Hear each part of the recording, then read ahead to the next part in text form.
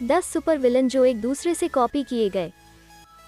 Number 10, Ben and crossbones. Crossbones अपने signature school mask के साथ कॉमिक्स में कैप्टन अमेरिका का एक बहुत फेमस एनिमी है। 1989 में डेब्यू करते हुए क्रॉसबोन्स ने बहुत जल्द ही पॉपुलैरिटी हासिल की। ऐसा इसलिए था क्योंकि लंबे समय के बाद कैप्टन अमेरिका को उनके जैसे फाइटिंग स्टाइल के साथ एक प्योर इवल नेचर वाला राइवल मिला। 4 साल बाद 1993 में डीसी ने एक नए बैटमैन विलन को लॉन्च किया जो मार्वल के क्रॉसबोन्स से बहुत ज्यादा इंस्पायर था। दिस वॉज बेन, जिसे हम बैटमैन के सबसे टफेस्ट एनिमी में से एक के रूप में जानते हैं। Number 9, black mask and red skull. DC के ब्लैक मास्क मार्वल के आइकॉनिक विलन रेड स्कल से इंस्पायर्ड है। हम ऐसा उनके फेस को देखकर कह सकते हैं जो स्कल को रिप्रेजेंट करता है, और उनके फाइटिंग स्टाइल और वेपनरी स्किल्स भी बिल्कुल सेम है। डीसी ने ब्लैक मास्क को 1985 में इंट्रोड्यूस किया, वहीं पर रेड स्कल का कैरेक्टर मार्वल कॉमिक्स में 1941 से है। Number 8, Sandman and Clayface. Clayface ने 1940 में एज अ बैटमैन विलन अपना डेब्यू किया, जिसने उस समय अपने यूनिक कॉन्सेप्ट के कारण बहुत अटेंशन गेन की थी।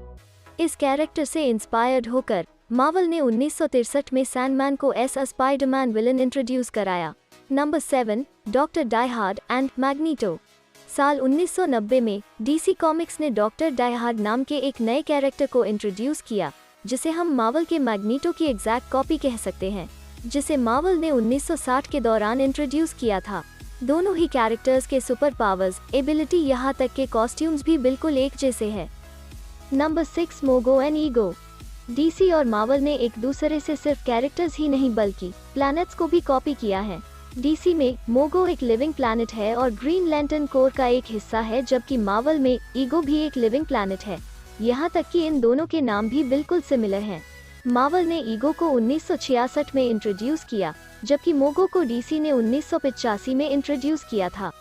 इसलिए हम कह सकते हैं कि डीसी ने सीधे सीधे मार्वल के कैरेक्टर को कॉपी किया है। नंबर 5, किलर क्रॉक और लिजार्ड। लिजार्ड को हमने पहली बार 1963 की दी अमेजिंग स्पाइडरमैन इशू 6 में देखा, जहां डॉक्टर कॉनर्स हमें रेप्टाइल में बदलते हुए दिखे। किलर क्रॉक को हमने पहली बार स्पॉट किया 1983 के डिटेक्टिव कॉमिक्स इशू 524 में। लिजार्ड की तरह ही किलर क्रॉक भी ऐसी कंडीशन का शिकार है जो उसे एक मॉन्स्टर बना देती है। नंबर 4, ब्लैक लाइटनिंग और इलेक्ट्रो। इलेक्ट्रो को आज स्पाइडरमैन के सबसे शक्तिशाली दुश्मनों में से एक माना जाता है, और क्यों नहीं। इलेक्ट्रो के पास बिजली को कंट्रोल करने और उसे मैनिपुलेट करने की शक्ति है, जो मॉडर्न दुनिया का बेस है क्योंकि आज ज्यादातर चीजें बिजली पर चलती हैं। इलेक्ट्रो को हमने पहली बार स्पॉट किया 1964 की द अमेजिंग स्पाइडरमैन इशू 9 में। इस कैरेक्टर के इंट्रोड्यूस होने के ठीक 13 साल बाद डीसी ने 1977 में अपने electricity based villain black lightning को इंट्रोड्यूस किया। अगर हम गौर से देखें तो हमें इन दोनों कैरेक्टर्स में काफी सिमिलैरिटीज नजर आएंगी, इसलिए हम कह सकते हैं कि इस मामले में डीसी ने मार्वल की कॉपी की है। Number 3, Ultron and Brainiac. Ultron Marvel comics के one of the strongest and popular villains में से एक है।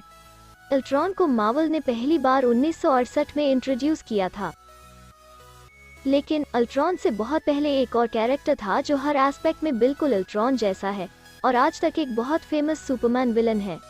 This character is Brainiac. Brainiac ने कॉमिक्स में अपना डेब्यू किया 1958 में, अल्ट्रॉन से एक दशक पहले, और खुद को एस्टैब्लिश किया as original mechanical maniac. Number 2, Imperiex and Galactus. Galactus comics में सिर्फ एक रेगुलर विलन ही नहीं है, बल्कि वो एक कॉस्मिक एंटिटी और प्लैनेट ईटर है। Galactus the destroyer of worlds 1966 में जैक किर्बी और स्टैन ली द्वारा बनाया गया था। फैंटास्टिक 4 इशू 48 में अपनी पहली अपीयरेंस के बाद से ही गैलेक्टस मार्वल यूनिवर्स के one of the biggest threats में से एक के रूप में लगातार बना हुआ है। गैलेक्टस के पास कॉस्मिक पावर्स को पोसेस करने की शक्तियां हैं, जो उसे एक गॉड बनाती हैं। Number 1, Thanos and Darkseid. Avengers Infinity War और अवेंजर्स एंड गेम में अपने एक्शन से दुनिया भर में मशहूर हुए crazy super villain Thanos actual में एक डीसी कॉमिक्स के कैरेक्टर से इंस्पायर्ड है। थैनोस आज के वक्त में सुपर हीरो फैंस के बीच most loved and most cruel villain है, लेकिन इस कैरेक्टर को बनाने का आइडिया डीसी यूनिवर्स के सुपर विलन डार्कसाइड से आया था। डार्कसाइड को पहली बार इंट्रोड्यूस्ड किया गया 1970 में, जिसके 3 साल बाद थैनोस को इंट्रोड्यूस किया गया 1973 में। इन दोनों के ही पास सुपरह्यूमन स्ट्रेंथ है, साथ ही दोनों एक तरह से इमॉर्टल है। दोनों में डिफरेंस यह है कि डार्कसाइड के पास टेलीपैथी और टेलीकिनेसिस के साथ माइंड कंट्रोलिंग पावर्स है, जबकि थानोस को ऐसी पावर्स के लिए इन्फिनिटी स्टोन्स पर निर्भर रहना पड़ता है। तो दोस्तों, अगर आपको मेरी ये वीडियो पसंद आई हो तो इसे लाइक और शेयर करना ना भूलें और चैनल को सब्सक्राइब ज़रूर कर लें।